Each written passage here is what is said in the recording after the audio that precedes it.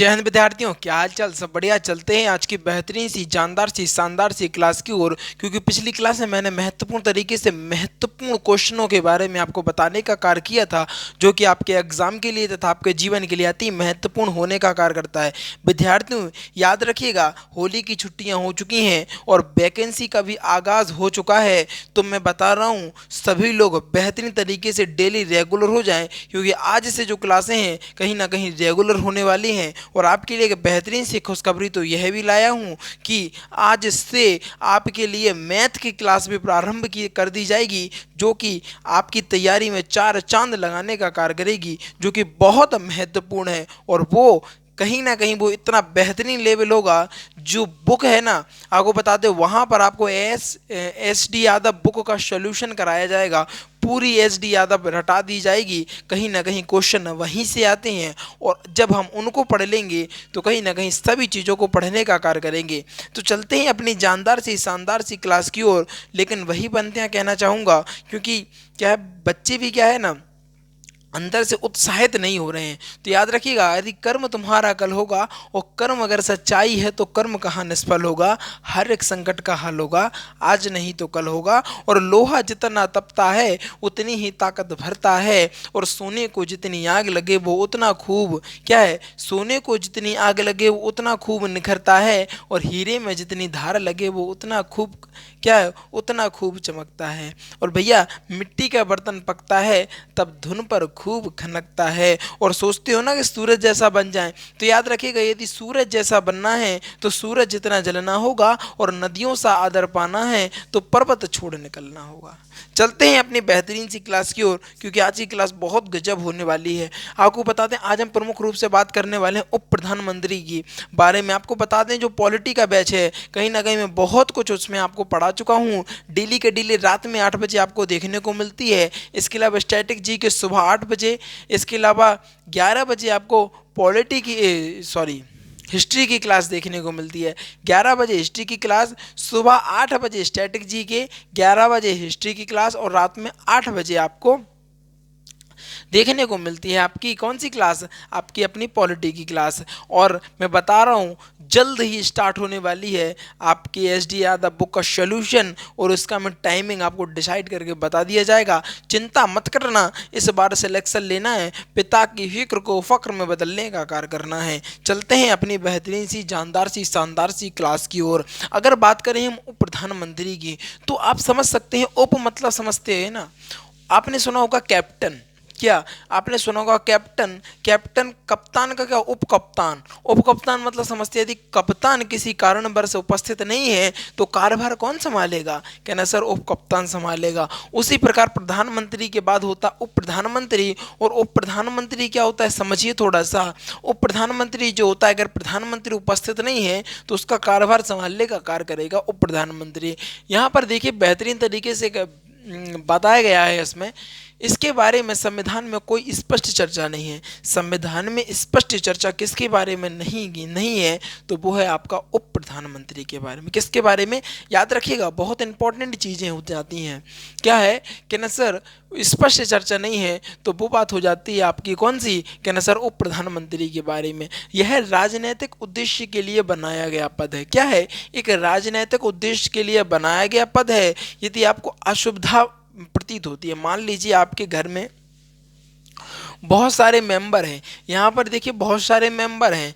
अब मेंबर तो हैं लेकिन यहाँ पर काम करने वाला कोई नहीं है, तो आप इसके स्थान पे क्या करते हैं, मेट को लगा लेते हैं, यानी नौकरों को लगा लेते हैं कि भैया तुम ये कर लो, तुम ये कर लो। क्या है, ये सारी चीज़ें आपके आपके कार्यों को बांटने का कार्य करती हैं।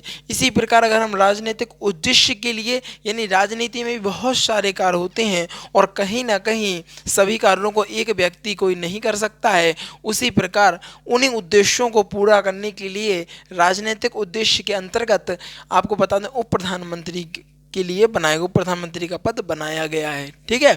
अब यहाँ पर देखिएगा, जब पीएम देश से बाहर रहता है, मैंने बताया है ना अभी कि जब पीएम देश से बाहर रहेगा, पीएम देश से बाहर रहते हैं, तो उप प्रधानमंत्री देश को नियंत्रण करने का कार्य करते हैं। अगर मैं बता दूं, आपके घर में से सभी लोग अगर चले जाएंगे और आप कहीं ना कहीं एक बहुत पैसे वाले लोग हैं और लोगों की नज़र तो आप पर पहले ही है, क्या है, लोगों की नज़र तो आप पर पहले ही बनी हुई है कि जैसे ही मौका मिले तो इनका घर हम साफ कर दें। लेकिन अगर आपके घर में कोई व्यक्ति वहाँ पर है कि नहीं भैया कोई व्यक्ति है, तो कहीं ना कहीं आदमी किसी भी लोगों को घुसने में सोचना पड़ेगा कि नहीं यार व्यक्ति का पता कैसा निकला, दमदार है, जानदार है, क्या है। उसी प्रकार अपने देश की बात करूं, अगर देश में प्रधानमंत्री नहीं है तो कहीं ना कहीं अब देश का मुखिया नहीं है। अब क्या बताते हैं आपको, निर्णय निर्णय कौन लेगा, किस तरीके से चीज़ें आगे रहेंगी। अब देश से बाहर प्रधानमंत्री रहेगा ना तो उसके पद पर मिलेगा आपको कौन, कहना सर उप प्रधानमंत्री, क्या कहना सर उसके स्थान पर हमें देखने को मिलेगा उप प्रधानमंत्री। ये बहुत अच्छी बात है कि अगर कोई विपत्ति का समय आता है तो हमारे देश में निर्णय लेने के लिए पहले से ही कोई मौजूद है कि अगर प्रधानमंत्री देश से बाहर है किसी कारणवश तो उप प्रधानमंत्री क्या करेगा, कार्यभार को संभालने का कार्य करेगा, क्या करेगा, वो देश को नियंत्रण करने का कार्य करेगा। ये सारी चीज़ें आपको बताएं। अगले पॉइंट की अगर हम बात करें, जब जब उप प्रधानमंत्री नहीं होता है, जब उप प्रधानमंत्री नहीं रहता है, अगर उप प्रधानमंत्री नहीं है तो इसके लिए कौन बनाया गया है, कहना सर इसकी के लिए कौन है, गृह मंत्री। कौन, गृह मंत्री। अब नियंत्रण कौन करेगा, मैंने बताया है ना कि किसी ना किसी का होना अनिवार्य है। अगर देश में कोई रहेगा नहीं तो आपातकालीन स्थिति उत्पन्न हो सकती है, कोई आतंकी हमला कर सकता है, क्योंकि दुश्मन तो पहले ही निगाहें बनाए बैठे हैं कि जैसे ही कोई कोई मौका मिले और मौके पर हम देश में घुस बैठे हैं। इसीलिए इस प्रकार की व्यवस्था बनाई गई है कि अगर कोई व्यक्ति उपस्थित नहीं है तो गाड़ी रुकनी नहीं है, रुकेगी नहीं। मैंने आपको बताया ना, किसी व्यक्ति के जाने से ये दुनिया नहीं रुक सकती है। जाने वाले जाते रहेंगे, आने वाले आते रहेंगे, पर अपना कार्य जो लोगों का दिनचर्या है वो चलती रहेगी। उसी प्रकार अगर हम बात कर लें, अगर उप प्रधानमंत्री भी किसी कारणवश नहीं है तो देश को नियंत्रण करने का कार्य कौन करेगा, कहना सर गृह मंत्री करेगा। कौन करेगा, गृह मंत्री करने का कार्य करेगा। इसके बाद देखिए, अब तक 7 उप प्रधानमंत्री हैं। कितने, कहना सर अब तक 7 उप प्रधानमंत्री बने हैं। कितने, कहना सर 7 बने हैं। हाँ भैया कितने, 7 बने हैं। अगर हम पहले की बात करें, सरदार पटेल, सरदार वल्लभ भाई पटेल की बात करें, यहां पर सरदार पटेल की बात करें तो कहीं ना कहीं जानदार शानदार नेता रहे।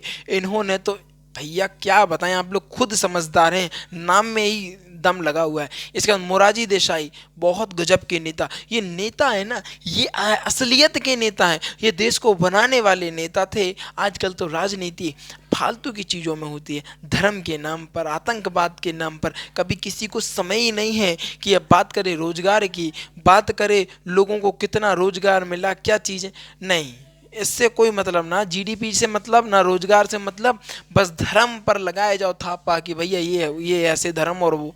अरे कहाँ कहें बड़ी, ये थे नेता भाई साहब, क्या ये थे नेता, जानदार शानदार। भैया अगर विपत्ति का समय आता था ना तो अपने पद को लात मार देते। आजकल कोई नेता है अपने पद को लात मार दे, भाई साहब वे तो वैसे ही चिपके बैठे रहते हैं। इसके बाद बात करें तो ये मोरारजी देसाई रहे। फिर इसके बाद बात करें चौधरी चरण सिंह, इसके बाद हम बात करें जगजीवन राम, इसके बाद हम बात करें बीबी चौहान, इसके बाद आपको बात करें देवीलाल, इसके बाद करें हम लाल कृष्ण आडवाणी। ये भी बहुत जानदार शानदार से नेता थे और ये उप प्रधानमंत्री के पद पर रहे। कौन, उप प्रधानमंत्री के पद पर रहे।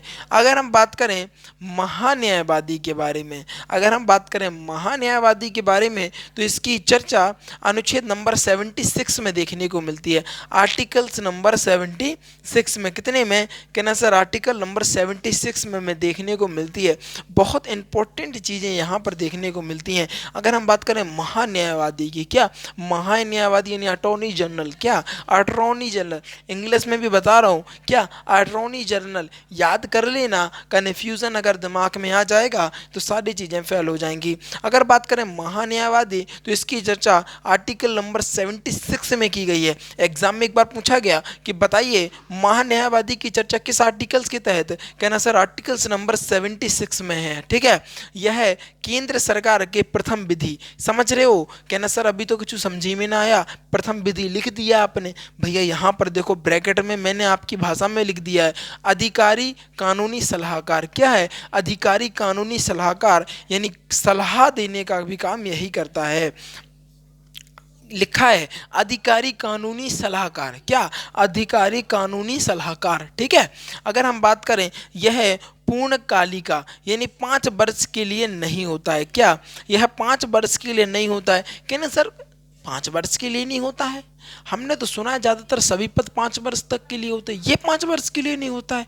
भैया ऐसी बात है। आगे देखो अगले पॉइंट में क्या लिखा है, बल्कि यह राष्ट्रपति के प्रसाद पर्यंत रहता है। क्या? प्रसाद पर्यंत रहता है, यानी इच्छा अनुसार होता है, जिस कारण निजी व्यक्ति भी मुकदमा लड़ सकता है। आगे बात समझ में क्या रहता है? यह राष्ट्रपति के प्रसाद पर्यंत इच्छा अनुसार होता है, जिस कारण यह निजी व्यक्ति भी क्या कर सकते हैं? मुकदमा लड़ सकते हैं। आगे बात करें, इन्हें वेतन संचित निधि से नहीं मिलता है। आपको बता दें कहाँ से इनको संचित निधि से नहीं मिल रहा वेतन, इनको मिलता है प्रधानमंत्री कोष से। कहाँ से? कहना सर जो प्रधानमंत्री का कोष रहता है वहां से इनको वेतन मिलने का कार्य किया जाता है।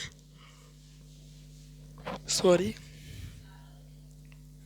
अगर हम बात करें केंद्र सरकार पर किसी प्रकार के मुकदमे को कौन लड़ता है? कहना सर महान्यायवादी यानी अटॉर्नी जनरल लड़ने का कार्य करता है। इसके अलावा एक प्रमुख बात मैं यह भी बताना चाहता हूँ, याद रखिएगा यह जो मुकदमा होता है यह सर्वोच्च, क्या कह सकते हैं आप, किसी भी न्यायालय में लड़ सकता है। इसकी योग्यता सर्वोच्च न्यायालय के जज के बराबर होती है। अटॉर्नी जनरल की योग्यता किसके बराबर होती है? कहना सर सर्वोच्च न्यायालय के जज के बराबर इसकी योग्यता देखने को मिलती है। महान्यायवादी, प्रमुख इंपॉर्टेंट महत्वपूर्ण चीजें आपको यहाँ पर दर्शाई गई हैं।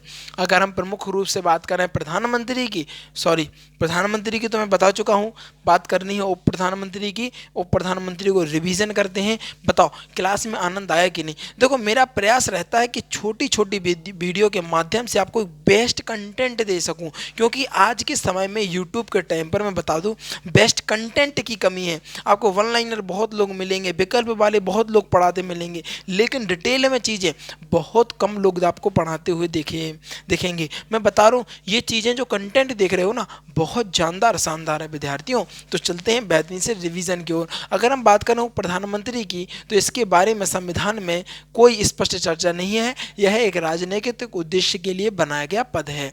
जब पीएम देश से बाहर रहता है तो उप प्रधानमंत्री देश पर क्या करता है? नियंत्रण रखने का कार्य करता है। जब उप प्रधानमंत्री भी नहीं रहता है तो गृह मंत्री देश पर नियंत्रण रखता है। अब तक 7 उप प्रधानमंत्री बने हैं। आपको बात करें सरदार पटेल, मोरारजी देसाई, चौधरी चरण सिंह, जगजीवन राव, बीवी चौहान, देवीलाल, लाल कृष्ण आडवाणी। अगर हम महान्यायवादी की बात करें तो इसकी चर्चा आर्टिकल नंबर 76 में है। यह केंद्र सरकार का प्रथम विधि यानी अधिकार कानूनी सलाहकार, याद रखिएगा अधिकारी कानूनी सलाहकार है भैया, है ना, होता है। यह पूर्णकालिका यानी 5 वर्ष के लिए नहीं होता है, बल्कि यह राष्ट्रपति के प्रसाद पर्यंत यानी इच्छा अनुसार होता है, जिस कारण निजी व्यक्ति मुकदमा लड़ सकता है। इन्हें वेतन संचित निधि से नहीं मिलता है, बल्कि प्रधानमंत्री के कोष से दिया जाता है। केंद्र सरकार के पद किसी भी प्रकार के मुकदमे को न्यायवादी लड़ता है, और महान्यायवादी की अगर हम बात करें तो इसकी जो योग्यता सर्वोच्च न्यायालय की जज के बराबर होती है। बताओ आनंद आ रहा ना क्लास में? कितनी जानदार शानदार थी। प्रयास रहा कि आपको बेहतरीन तरीके से समझाया जाए और सारी चीज़ों को स्पष्ट कर दिया जाए। याद रखिएगा, इसको नोट्स बना लीजिएगा। और जो विद्यार्थी नए हैं ना, ध्यान रखिएगा, मैं आपको बता रहा हूँ एक महत्वपूर्ण बात, डेली रिवीजन तथा वीकली रिवीजन में फोकस कर लीजिएगा।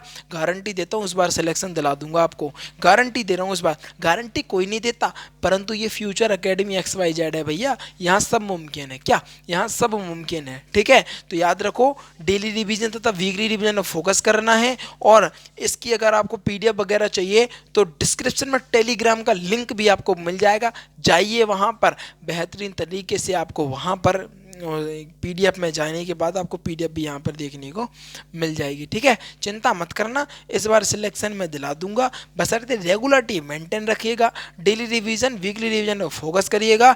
इस बार जॉब पार, किसी भी प्रकार की जॉब हो, अगर पॉलिटी है ना तो इस बार आना ही आना है, चिंता मत करना, सिलेक्शन हो जाएगा। जो विद्यार्थी नए हैं वो जल्दी से वीडियो को लाइक कर लेंगे, चैनल को सब्सक्राइब कर लेंगे और शेयर करके आएंगे अपने यार दोस्तों और चाहने वालों के साथ, क्योंकि आज की जो वीडियो थी कहीं ना कहीं बेहतरीन, गजब और लाजवाब होने का कार्य कर रही थी। इन्हीं चंद शब्दों के साथ विदा लेना चाहूँगा।